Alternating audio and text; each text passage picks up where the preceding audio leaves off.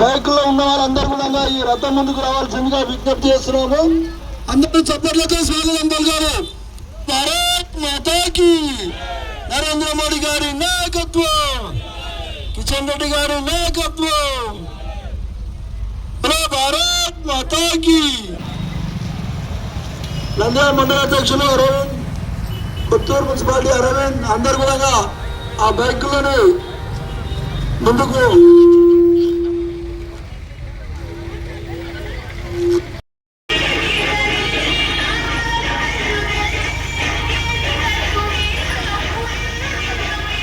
మీద వాళ్ళకి ఇప్పుడు సర్వేలు చూస్తే గజగజ ఉరుకుతున్నారు ఈ కొడుకులు. సర్వేలు అన్ని రాష్ట్రంలో బీజేపీ వైపు ఉన్నాయి, కాషా జెండా ఎగరబోతుందని చెప్పి ఈ సందర్భంగా తెలియజేస్తున్నా. బీజేపీ అంటే ఏందన్నా మామూలు విషయం అనుకుంటున్నా. వీళ్ళు బెదిరిస్తే బీజేపీ కార్యకర్త ఎవరు బెదరాడు. బీజేపీ అంటే భారత్ కే లియే జాన్ దేనా పార్టీ. బీజేపీ అంటే మా దేశాన్ని కూడా నడిపిస్తే భారత్ కి లియే జాన్ లేనా పార్టీ అని చెప్పి సందర్భంగా తెలియజేస్తున్నా. అంటే భారతదేశం గురించి ప్రాణాలు అయినా ఇస్తాము, మరి భారతదేశానికి శత్రువులు వస్తే ప్రాణాలు దిజానికి కూడా వెనుకపోము, అంత స్ట్రాంగ్ బీజేపీ పార్టీ ఉంటుందని చెప్పి ఈ సందర్భంగా తెలియజేస్తున్నాం. ఇక గమ్మతు, మేమేమో ఇక్కడ షాద్నగర్ల 10వ వార్డుల ఒక దేశానికి సేవ చేసిన ఒక సైనికుడు, దేశ రక్షణ చేసిన ఒక సైనికుడు భార్యకి మేము టికెట్ ఇస్తే వాడేమో ఒక రౌడీ షీటర్కి, ఈడ భూములు కబ్జా చేసేటోళ్ళకి, దేవాలయ భూములు కబ్జా చేసేటోళ్ళకి, గొలుసులు కొట్టేటోళ్ళకి, మరి ఇప్పుడే తెలుసుకున్నాడు ఇల్లులు ఖాళీ ఉంటే ఈ రాత్రి పూట హైదరాబాద్లో ఉన్నోళ్ళు పాపం ఇల్లులు ఉన్నారు, ఇల్లులు తాళాలు పగలు కొట్టి దోసుకొని పోతున్నారట. అంటే గజ దొంగలకి బందిపోట్లకి టికెట్లు ఇచ్చే పరిస్థితి ఇలా కాంగ్రెస్ వాళ్ళ దుస్థితి. మరి అలా దేశ రక్షణ గురించి ప్రాణాలను సైతం లెక్క చేయకుండా మరి ఎన్నో ఏళ్ల నుంచి దేశ రక్షణ గురించి ఉన్న వారి కుటుంబానికి ఓటేస్తామా? మరి అలా పొద్దున్న లేవగానే వసూలు రాజా, అరే గమ్మత్తు 6 మంది పెళ్ళాలంట ఆయనకి. అంటే తప్పు లేదు, రేవంత్ రెడ్డి కూడా రేవంత్ ఖాన్ అయింది కదా, వాళ్ళకి లీగల్గా 5 మందిని అయితే చేసుకునే హక్కు ఉన్నది. ఈయన 1+1 ఆఫర్లు ఉన్నాడు ఈయన. మరి అలా దేశ రక్షణ కోసము పనిచేసే వాళ్ళకి వేద్దామా, మన భక్షణ చేసే వాళ్ళకి ఓటేద్దామా? మీరు చెప్పాలి. మీరు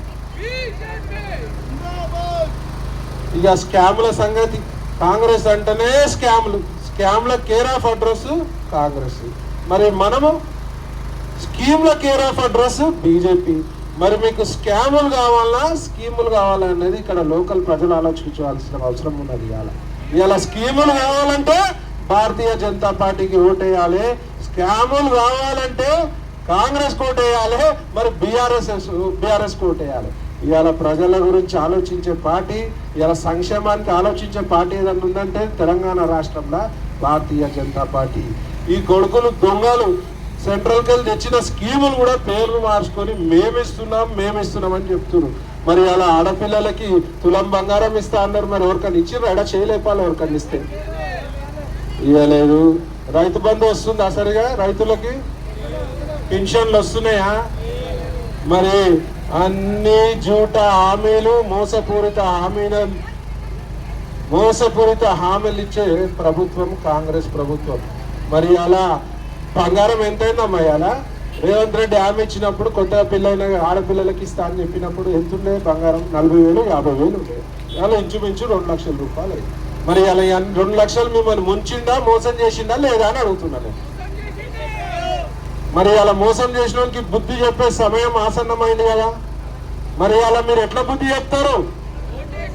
ఎల్లుండి పోయి మరి బీజేపీకి ఓటేసి మరి వాళ్ళకు బుద్ధి చెప్పాల్సిన అవసరం ఉందని చెప్పి సందర్భంగా తెలియజేస్తూ, మరి మీ అందరూ ఓటేసుడు కాదు, ఇక్కడ ఉన్న ఓటేసుడు కాదు, రోజుకి ఒక 2 రోజులు టైం ఉన్నది. ఈ 2 రోజులు మీరు కష్టపడితే మా చెల్లె 5 ఏళ్ళు మీ గురించి కష్టపడుతుందని చెప్పి సందర్భంగా తెలియజేస్తాం. మరి మీరు ఓటేసుడే కాదు, మీరు ఫోన్లు చేయాలి మీ బంధువులకి.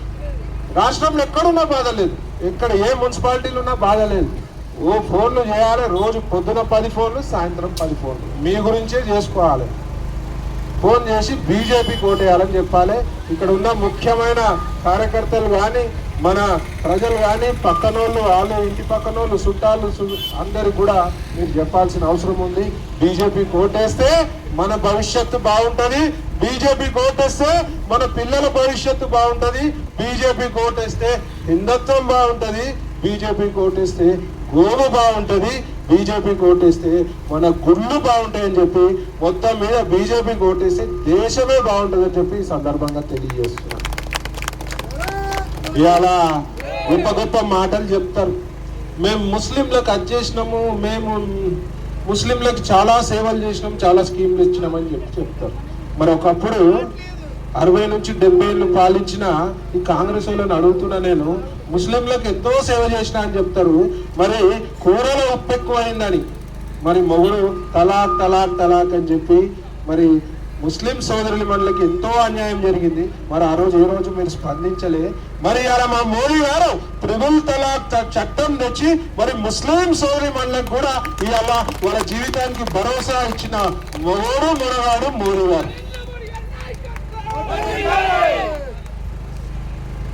ఇంకో విషయం చెప్తా, ఇలా పాలమూరు బిడ్డలు ఉండే అలా ఇలా యుక్రెయిన్ రష్యా యుద్ధం జరిగేటప్పుడు మరి మన భారతదేశం బిడ్డలు చాలా మంది ఆడ చదువుకోనికి పోయినప్పుడు యుక్రెయిన్లా మరి ఇబ్బంది పడుతున్నాయి, యుద్ధ వాతావరణం, యుద్ధము, బాంబులు పడుతున్నాయి, విపరీతమైన భీకర పోరు నడుస్తుంది. అట్లాంటి సమయంలో మోదీ గారు ఒక ఫోన్ చేసి 4 గంటలు యుద్ధాన్ని ఆపిన మొగోడు మునగాడు మన మోదీ గారు. మరి ఆ 4 గంటలలో స్పెషల్ ఫ్లైట్లు పెట్టి, స్పెషల్ ఫ్లైట్, ఎయిర్ ఫోర్స్ ఫ్లైట్లు పెట్టి మరి భారతీయులందరినీ కూడా ఇంటికి తీసుకురావడం జరిగింది. ఆడ షాద్ నగర్ నుంచి కూడా పిల్లలు చదువుకోనికి పోయిన వాళ్ళు ఉన్నారు, మరి మహబూబ్నగర్ నుంచి కూడా ఉన్నారు. మొత్తం భారతదేశంలో ఎంతమంది చదువుకునే పిల్లలు అందరినీ కూడా సేఫ్గా తీసుకొచ్చిన ఘనత వీళ్ళపై మన మోదీ గారు. ఒకటే చెప్తా నేను, ఇంకా కబేలా నడుస్తుందంట, అన్అఫీషియల్ కబేలా. మరి పోలీస్ శాఖ కళ్ళు ఎందుకు మూసుకుందని అడుగుతున్నా. మరి పోలీసు వాళ్ళకి వాటాలు పోతున్నాయా? మరి ఎమ్మెల్యే ఒత్తిడి ఉందా? మరి రాజకీయ నాయకుల ఒత్తిడి ఉందా? మరి కబేలా ఎట్లా నడుస్తుంది అని చెప్పి నేను ఈ సందర్భంగా అడుగుతున్నా. మా చెల్లె భాగ్యలక్ష్మిని గెలిపిస్తే ఆ కబేలా కూడా బంద్ చేపిస్తామని చెప్పి ఈ సందర్భంగా తెలియజేస్తాం. ఇవాళ షాద్ నగర్ మున్సిపాలిటీపై కాషాయ జెండా ఎగరగానే ఇక్కడ ఉన్న రోడ్లన్నీ అద్భుతంగా తయారైతాయి, స్ట్రీట్ లైట్లు వస్తాయి, మోరీల సమస్య తీరుతుంది. జానమ్మ చెరువు చూసినా మొత్తం ఎక్కడ చూసినా గుర్రం డెక్క ఆగి ఉన్నది, మొత్తం ఆ నీళ్లు, తాగాల్సిన నీళ్లు మొత్తం కలుషితమైనవి. మరి ఇవాళ శ్మశాన వాటికకి డబ్బులు ఇచ్చిన ఎమ్మెల్యేని అడుగుతున్నా, మరి జానమ్మ చెరువు గురించి ఎందుకు పట్టించుకుంటలేవు? మరి అది శుద్ధి చేయాల్సిన బాధ్యత నీపై లేదా అని అడుగుతున్నా. దానివల్ల విపరీతమైన పొల్యూషన్, ఆ పొల్యూషన్ వల్ల గాలి వస్తుంది, చుట్టుపక్కల ఉన్న ప్రాంతాలకి ఆ గాలి కూడా మంచిది కాదు. ఆ గాలి పీల్చుకోవడం వల్ల లంగ్ డిసీజెస్ వచ్చే అవకాశాలు ఉన్నాయని చెప్పి, రెస్పిరేటరీ డిసీజెస్ వచ్చే అవకాశం ఉన్నాయి, శ్వాసకోశ సంబంధించిన రోగాలు వచ్చే అవకాశం ఉన్నాయి. కాబట్టి మరి అది కూడా పట్టించుకోవాలి. వీళ్ళు పట్టించుకోరు. వీళ్ళు ఎంతసేపు వీళ్ళు పాదయాత్ర చేస్తుంటే భయమవుతుంది నాకైతే. మనం పబ్లిక్ ఏమనుకుంటారు అంటే వీళ్ళు పాదయాత్ర చేస్తుంటే అదే రోడ్లు చూస్తున్నారు, అది చూస్తున్నారు, ఖాళీ జాగాలు చూస్తుంటారు. ఏ జాగా కబ్జా పెడదామా, ఏ గుడి జాగా కబ్జా పెడదామా అని చూస్తుంటారు. ఇవాళ నీతికి నిజాయితీకి ఒకటే ఒక పార్టీ, భారతీయ జనతా పార్టీ అని చెప్పి ఈ సందర్భం తెలియజేస్తూ, మరి కోరమోని భాగ్యలక్ష్మి హరిభూషణ్ పటేల్ గారిని అత్యధిక మెజారిటీతో గెలిపించుకోవాల్సిన బాధ్యత మీ అందరిపై ఉందని చెప్పి నేను ఈ సందర్భంగా తెలియజేస్తూ,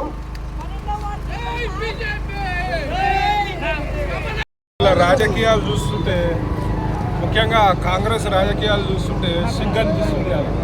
ఇవాళ షాద్నగర్ల 10వ వార్డుల మరి అభ్యర్థి లేనట్టు కాంగ్రెస్ వాళ్ళకి ఒక రౌడీ షీటర్ సంబంధించిన వ్యక్తికి మరి భూ కబ్జాలు, విపరీతమైన దాడులు, ఇళ్లలో దొంగతనాలు చేసిన చరిత్ర కలిగిన ఒక రౌడీ షీటర్ సంబంధించిన అభ్యర్థికి అలా టికెట్ ఇచ్చి మరి ఇక్కడ ఏం చూపించాలనుకుంటారు, మరి ప్రజలకి ఏమి చేయాలనుకుంటారు ప్రజల్ని అర్థమవుతలేదు. ఇవాళ నేను ఒకటే చెప్తున్నా, షాద్నగర్ పై డెఫినెట్గా ఇవాళ కాషాయ జెండా ఎగరబోతుందని మరి ప్రజలందరూ గ్రహిస్తున్నారు. వీళ్ళు చెప్పిన జూటా హామీలు, బంగారం ఇస్తా అని రైతులకు మోసం చేసిరు, మరి యువకులకి ఉద్యోగాలు ఇస్తా అని చెప్పి మోసం చేసిరు, మరి వృద్ధులకి మోసం చేసిరు. అంటే పిల్లలు కానీ, రైతులు కానీ, మహిళలు కానీ, యువతని కానీ అందరినీ కూడా మోసం చేసిన ఘనత మరి రేవంత్ రెడ్డి సర్కార్కి ఉందని చెప్పి సందర్భంగా తెలియజేస్తూ, మరి అలా షాద్నగర్లో చూస్తే ఎక్కడ కూడా నాకు డెవలప్మెంట్ కనిపించలేదు. రోడ్లు అధ్వానమైన స్థితి, అసలు రోడ్లే లేవు, మొత్తం మట్టి రోడ్లే ఉన్నాయి, లైట్లు లేవు. మరి రాత్రిపూట ఆడపిల్లలు ఎట్లా తిరగాలి? మరి డ్రైనేజీ వ్యవస్థ వరస్ట్గా ఉంది. మరి ఇలా మున్సిపాలిటీలల్లో మరి ఏ ముఖం పెట్టుకొని ఓటు అడగడానికి వస్తారో మరి నాకైతే అర్థమవుతుంది. ఇలా ప్రజలు గ్రహించారు, ప్రజలు తిప్పి కొడతారు.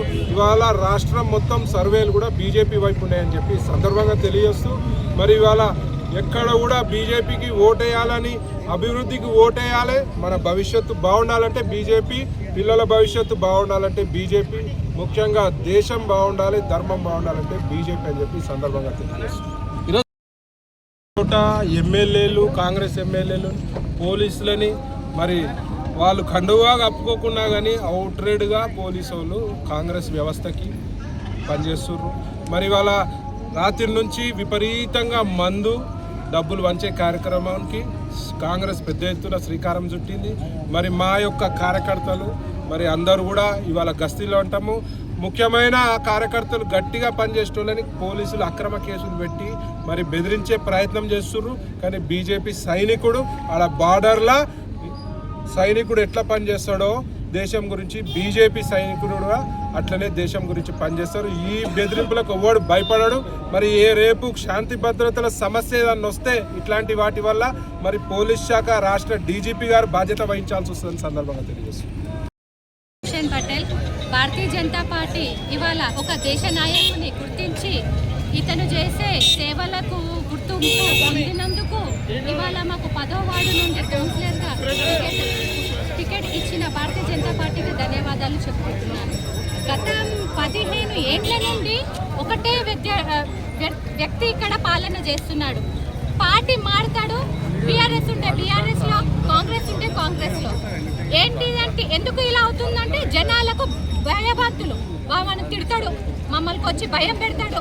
దీనికి గురి చేసి జనాలను అస్తవ్యస్తంగా చేసి 3 ఏళ్ల పరిపాలన, రాక్షస పరిపాలన చేస్తున్నారు.